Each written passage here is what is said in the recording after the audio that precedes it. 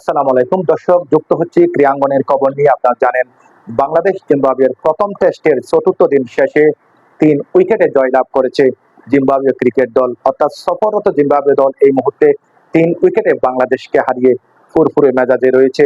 দর্শক, বাংলাদেশ দলের দায়িত্বহীন ব্যাটিংয়ে এই ম্যাচটি হেরেছে বলে মন্তব্য করেছেন বাংলাদেশের ক্রিকেট প্রেমীরা।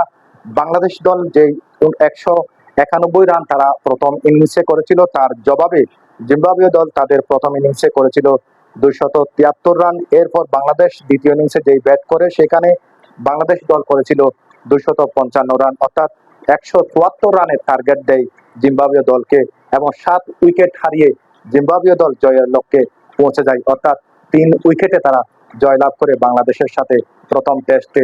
দর্শক, এটি দেশের মাটিতে অত্যন্ত অপেক্ষাকৃত দুর্বল একটি দলের সাথে বাংলাদেশ দলের পরাজয়। এই পরাজয়ের পিছনে 2 ইনিংসে যেই কারণ, সেই কারণটি হচ্ছে দায়িত্বহীন ব্যাটিং।